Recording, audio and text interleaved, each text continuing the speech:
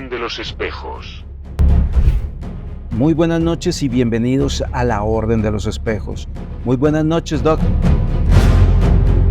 Muy buenas noches, Cano. Muchas gracias por la invitación. Hoy tenemos un programa súper interesante y espero que todas las personas que nos están escuchando les guste lo que vamos a trabajar el día de hoy, el debate que vamos a desarrollar el día de hoy. Muchas gracias, Doc.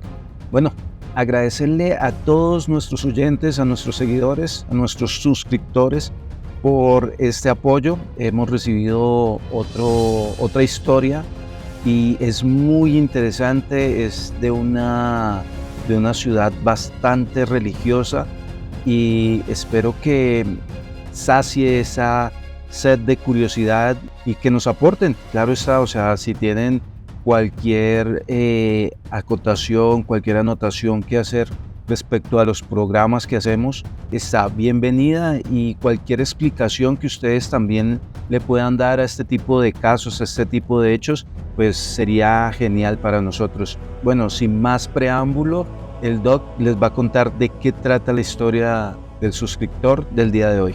Adelante, Doc.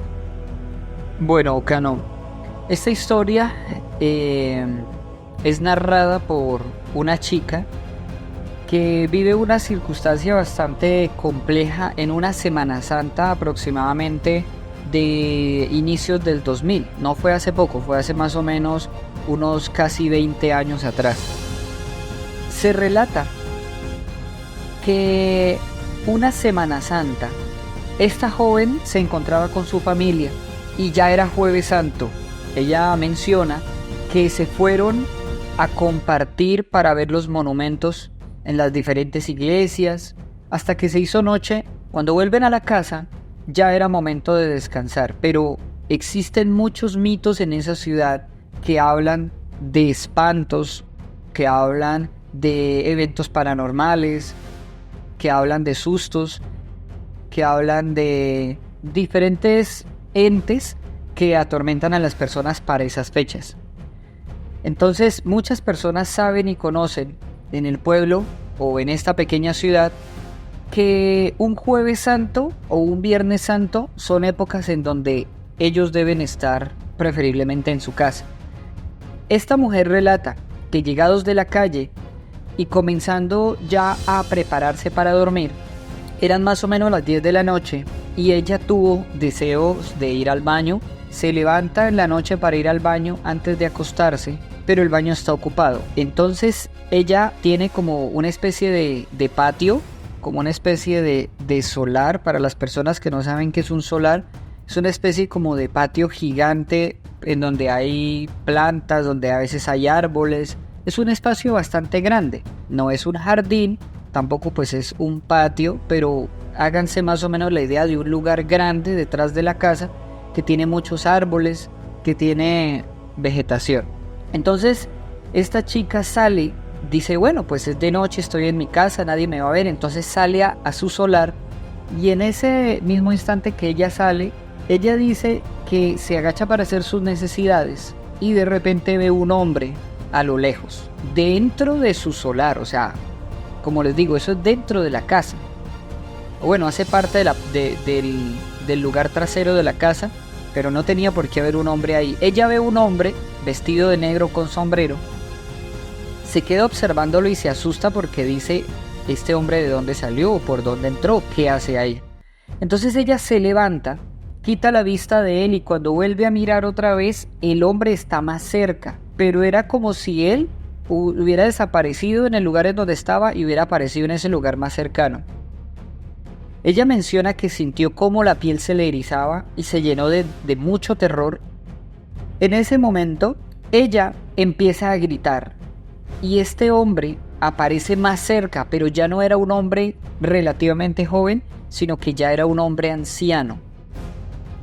La toma del brazo y le dice, yo me la voy a llevar. En ese momento ella gritaba. Entonces las personas de la casa entraron, ingresaron al solar y vieron a la chica como forcejeando sola.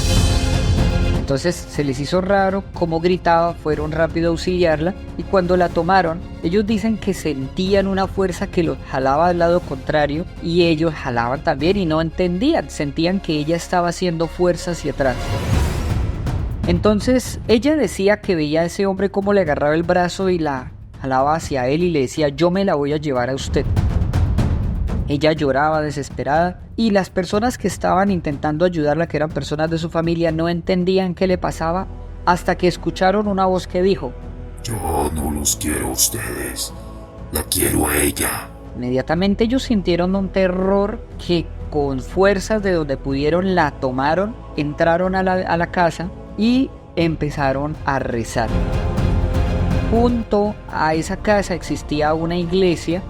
Ellos salen y en esa, como era Semana Santa, en esa iglesia estaban en una vigilia, ingresan a la iglesia, comentan la situación y ya en esa iglesia deciden tomar cartas en el asunto, visitarlos en ese momento y visitarlos de ahí en adelante.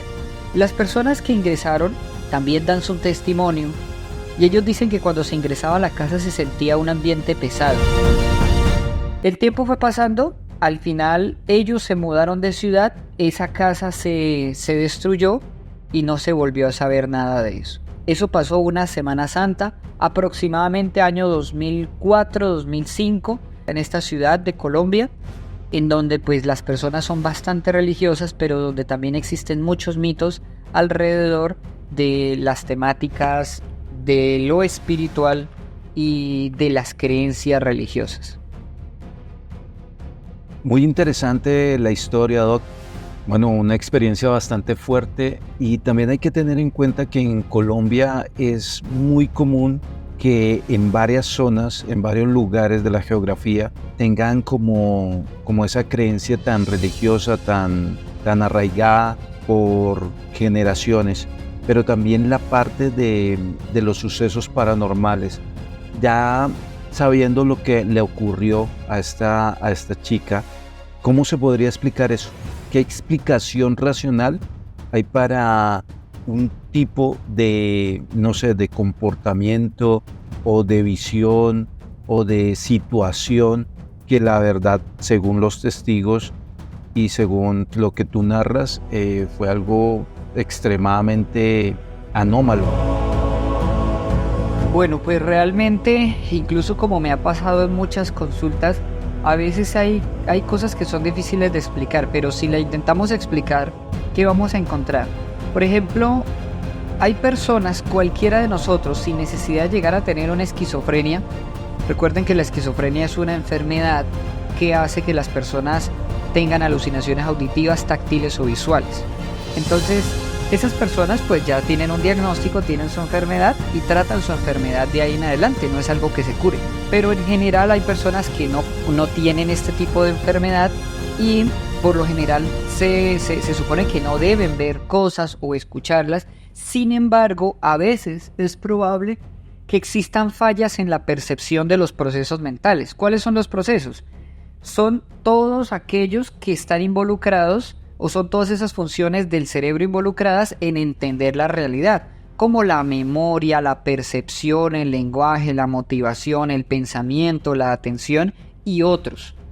Estos tipos de procesos a veces se alteran, es normal que tengan como una especie de falla y es probable que un día una persona diga que vio a alguien, pero tal vez fue una falla de su percepción y pues tuvo una especie de pequeña alucinación. Algunos también lo pueden llamar incluso delirios, pero ya los delirios tienen otra categoría. Pero el caso es que en esta situación la chica empieza a tener una especie de alucinación. Claro, no sabemos si ella tiene alguna especie de antecedente en su familia, pero lo que llama la atención acá, que sí puede ser relativamente inexplicable, es la voz que escuchó la familia. Entonces, si lo vemos desde un punto racional, digamos que ella sufría de esquizofrenia. Un ejemplo. Ella es sostenida por su familia y su familia escucha una voz. A veces también cuando hay procesos de sugestión o están pasando cosas, Probablemente ella le está diciendo no deje que no deje que me lleven, ayúdenme, es un señor. Tal vez ahí hay procesos psíquicos en donde las personas empiezan a escuchar cosas donde no las hay. Entonces también pudo haberse escuchado cualquier tipo de sonido, pero como ellos ya estaban sugestionados al tema, entendieron o debieron creer que entendían que les decían yo no los quiero a ustedes, yo la quiero es a ella.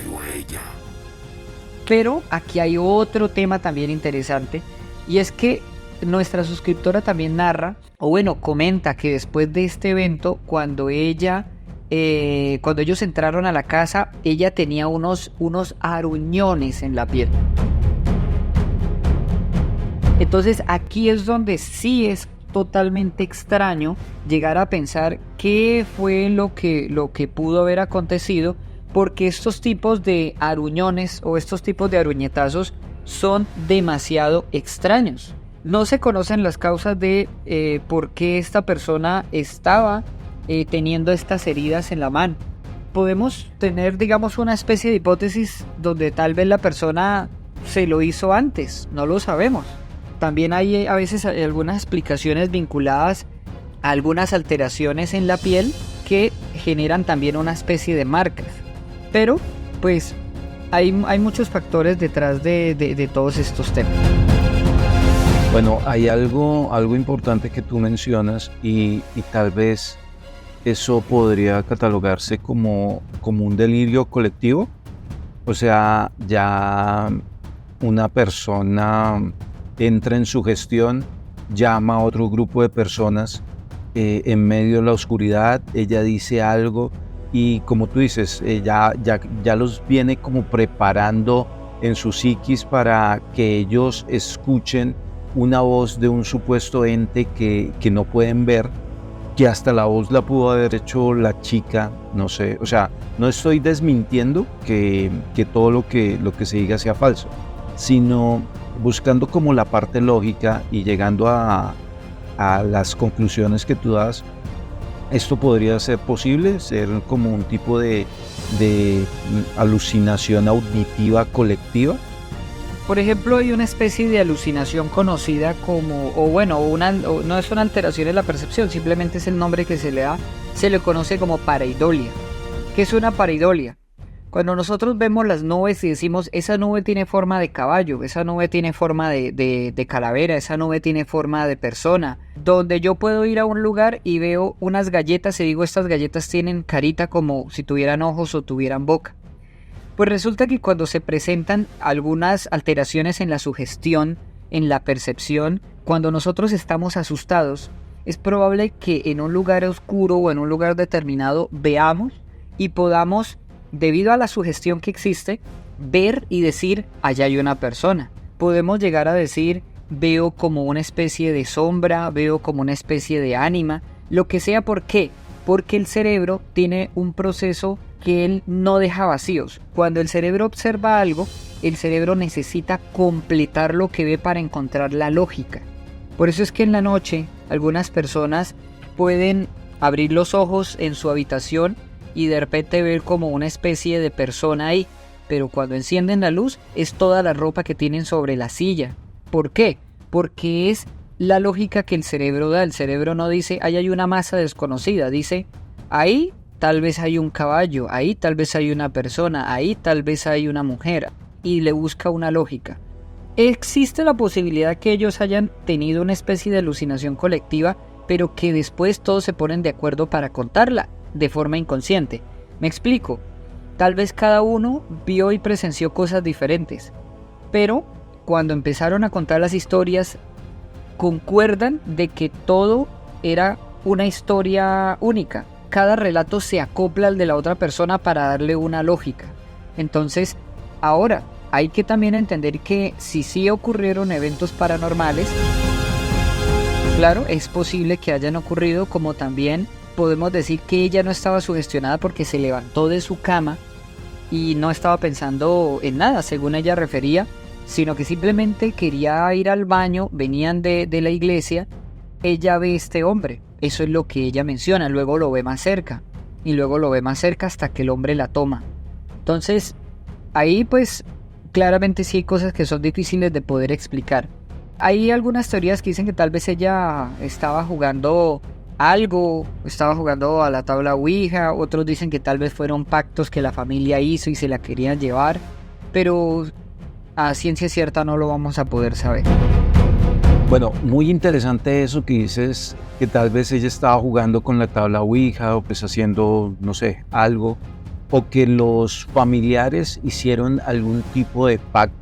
Bueno, en los pueblos es muy recurrente o tienen como una cultura muy rica en cuanto a este tipo de cosas y experiencias, ¿no? Ya cuando ocurren situaciones paranormales como escuchar a la Llorona, como que se les aparece una bruja, bueno, todo este tipo de situaciones. En cuanto a la fecha, me parece muy curiosa la fecha, que fue en una Semana Santa, en un pueblo religioso de Colombia, que se lleguen a presentar como todos estos factores. Tal vez, siendo escéptico, tal vez lo hubiesen hecho como para llamar la atención, pero si lo hacen para llamar la atención, eso también es muy corrosivo para la misma chica, para la misma familia, para su entorno social. Entonces hay que revisar ese tipo de situaciones porque, digamos, si tuvieron una vivencia paranormal, si se asustaron, si varias personas de la familia cuentan los mismos hechos, como tú dices, que tienen como la misma versión, es algo muy interesante y muy fascinante a la vez, porque el hecho de uno es contarle a alguien en privado, no, mira, me pasó esto, vi esto, se movió esto, vi una sombra, es algo muy diferente a que ya ellos salgan de su casa, busquen ayuda en la iglesia, que tú cuentas que se encuentra ahí al lado de donde ellos vivían, y lleven a esas personas de la iglesia a la casa para que ellos, no sé, como que corroboren, como que miren y que ellos sienten, tal vez por la misma sugestión, lo que estábamos hablando de la familia que va a pedirles ayuda, sientan como ese ambiente pesado, como esa situación oscura, por llamarlo de alguna forma. Eso ya es como otro nivel. Y yo creo que para muchas personas que son muy sensibles a este tipo de temas, ya entrando como no desde la parte escéptica, sino desde la parte ya que nos han sucedido cosas, uno puede percibir, uno siente, uy, no, el ambiente está pesado, me da miedo, siento cierto tipo de cosas, me siento mal, me siento mareado, huele raro. O sea, son también situaciones que son algo inexplicables, que uno la verdad no puede comprender, y partiendo de esa premisa ya de lo inexplicable, y bueno, y no sabemos qué le pasaría a nuestra suscriptora más adelante, cómo siguió, si pudo seguir con su vida normal, si la siguieron acechando, si la siguieron atacando, o no sé si Doc tengas esa respuesta de saber si ella pudo, o sea, fue ese incidente y ya, o tal vez le siguieron ocurriendo cosas en ese mismo lugar o en otros lugares. Pues realmente de ella no se sabe, no se supo más. En el sentido de otras historias no menciona nada más. Pero hay algo que yo estaba ahorita pensando, y es que hay un experimento que se llama el experimento de Asch. Ese experimento fue realizado en el año 1950 y resulta que el experimento consistía en tomar un grupo de personas que todos eran cómplices y traer a algunas personas pues que no se conocían. Les presentaban unos tipos de líneas y les decían cuál línea se parecía a la otra. Habían 2 líneas iguales y había una que no se parecía a ninguna. Pero las personas que estaban haciendo el experimento, ellos decían siempre que la línea que no se parecía a la de la mitad, pero esto era falso. ¿Cuál era la idea? Cuando se hacía la pregunta y venían y habían personas que no eran parte del experimento, bueno, que no eran cómplices en el experimento, ellos siempre escuchaban primero las respuestas de las demás personas y todos daban respuestas que eran equivocadas. ¿Por qué? Pues porque eran parte del experimento, pero cuando llegaban a él, aunque él sabía cuál era la verdad, decía la respuesta que todos decían.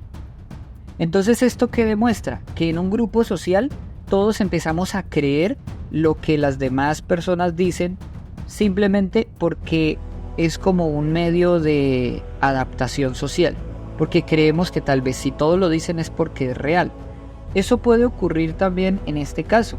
Es probable que sí hayan ocurrido cosas, o es probable que haya sido un proceso de mera sugestión, y al final, entre más lo digan y entre más lo recalquen, más lo van a creer y más va a estar en sus mentes como un hecho real.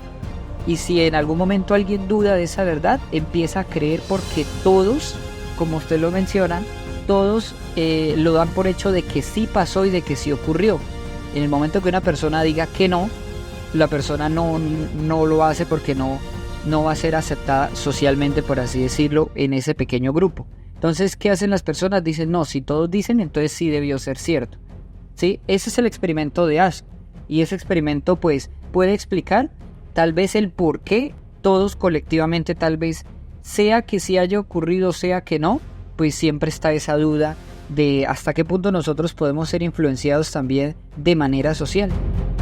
Sí, la presión social es bastante importante, lo que tú dices es muy cierto. Yo he visto videos en las redes sociales donde, digamos, personas se suben a un ascensor y todas se giran hacia un lado específico y la persona que no es cómplice, como tú lo mencionas, porque ve que las otras personas lo están haciendo para poder encajar, lo hace, o sea, para no sentirse como fuera de lugar, hace lo que las otras personas están haciendo. Y pues sería algo muy interesante, no sé, tener otro tipo de evidencias de acuerdo a esta historia tan interesante. Pero ya volviendo al tema, sería como importante conocer qué pensaron también las personas de la iglesia.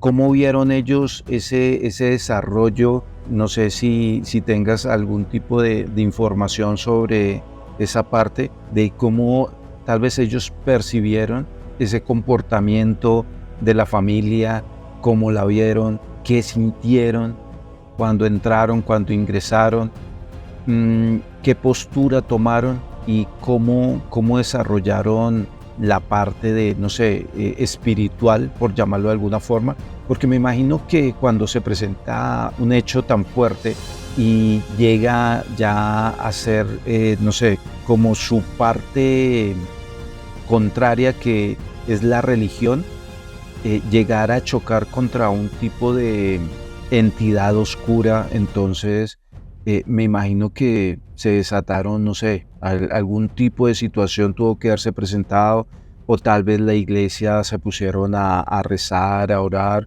a realizar cualquier tipo de actividad para protegerse y para proteger a esa familia, ¿no?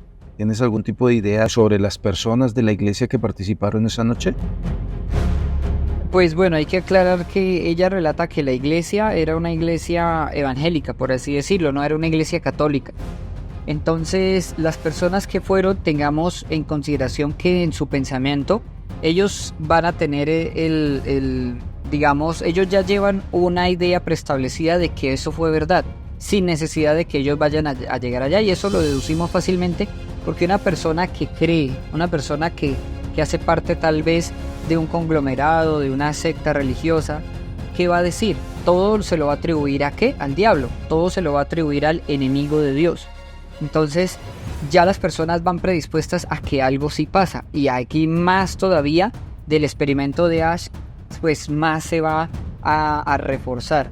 Si ellos llegan, sea que sí haya o que no haya, pero solamente el hecho de que todos están pensando que algo pasó, que algo ocurre, que mínimo es el enemigo de Dios, el enemigo de las almas, eso fue Satanás, ¿cierto? Entonces ya ellos empiezan también a generar una especie como de sugestión personal.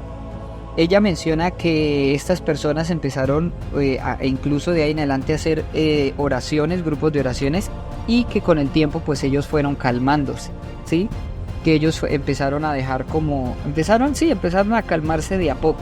No menciona nada más de lo que haya ocurrido, pues la verdad no hay otra parte de la información que relate la suscriptora, pero lo único que podemos decir es que en este caso ellos decían, ¿no? O sea, ella menciona que ellos decían que se sentía un ambiente pesado, que sí se sentía como se generaba piloerección, que es cuando se pone la piel de gallina, pero como lo mencionaba ahorita, ya ellos tienen una sugestión anterior, ellos ya saben a qué van, a dónde van y en qué están pensando, pues que van a llegar a una casa en donde hay una entidad, esa es la mentalidad que llevan, por ende pues ya van sugestionados y cualquier cosa que pase la van a atribuir a estos fenómenos. Listo, Doc, muchas gracias. Queda la invitación abierta a todos nuestros suscriptores, a nuestros oyentes, a las personas que pasan por aquí y les dio curiosidad de escuchar este podcast. La invitación queda abierta para que nos comenten sus casos, sus vivencias, sus situaciones en donde no tienen explicación, tal vez una explicación racional a sus vivencias. Aquí estamos para analizarlas, para discutirlas, para contarlas. Tal vez a otra persona le pasó algo similar, tal vez otra persona tuvo una vivencia particular que no ha tenido tal vez la oportunidad de contarla. Entonces aquí pues estamos abiertos a eso, a que nos cuenten sus anécdotas, sus historias, no con el ánimo de juzgarlos, sino para analizarla, para mirar qué pudo haber pasado, y entre más información nos den sobre su situación, sobre sus vivencias, sobre sus encuentros paranormales, pues mucho mejor, porque podemos contrastarlas y podemos tratar de buscarle algún sentido a todas esas cosas que se encierran en el mundo, a cosas que no tienen, la verdad, no tienen ningún tipo de explicación. Totalmente, Cano. Realmente una invitación que se le hace a la gente es cuando vivan un evento paranormal siempre indaguen cuál puede ser la razón lógica que hay detrás. Claro, sí es posible que ocurran ciertas cosas, pero en la gran mayoría de ocasiones a veces son simplemente procesos de sugestión que nos ocurre. Un caso tuve hace poco de un chico que muchos decían que él estaba poseído, pero cuando empezamos a revisar incluso cámaras, cuando empezamos a revisar su actitud, realmente no se evidenciara que fuera algo como tal. Entonces, incluso con indagaciones que se hacen, pues sabemos que para las posesiones existen como una especie de criterios determinados, y se empezó a revisar y no correspondía a ninguno. Entonces a veces son tal vez procesos de sugestión que ocurren y pues las personas ya le atribuyen esto a algo y eso pues también los angustia. Sí, total. Como dice el Doc, yo creo que cualquier cosa que se les llegue a presentar tienen que tomarlo desde un punto de vista muy escéptico, ir descartando posibilidades, y ya cuando no se puede descartar nada más, ya tenemos un evento paranormal. Bueno, solo queda agradecerles por habernos escuchado, por haber estado acá en la Orden de los Espejos. Muchas gracias, Doc, por toda la información, por tus conocimientos. Y pues los seguimos esperando en nuestro siguiente programa. Esperamos que este programa les haya servido, los haya entretenido, los haya puesto a reflexionar sobre muchas cosas que a veces pensamos que es tal vez actividad paranormal, pero tal vez no lo sea. O al contrario, tal vez algo que pensamos que es normal, tal vez para nada lo sea. Muchas gracias, Doc. Muchas gracias, Cano, y espero sigan escuchando estos podcasts. Feliz noche. Muchas gracias, Doc. Y para todos, quedan abierta la caja de comentarios para que dejen ahí sus impresiones, sus comentarios, sus historias. Si quieren comentarnos algo, vamos a habilitar una línea de WhatsApp para que ustedes nos puedan enviar sus historias también por mensaje de voz o escribirnos. Dejarlo también en la caja de comentarios. Vamos a dejar nuestro correo también para que lleguen las historias ahí. Muchas gracias y buenas noches.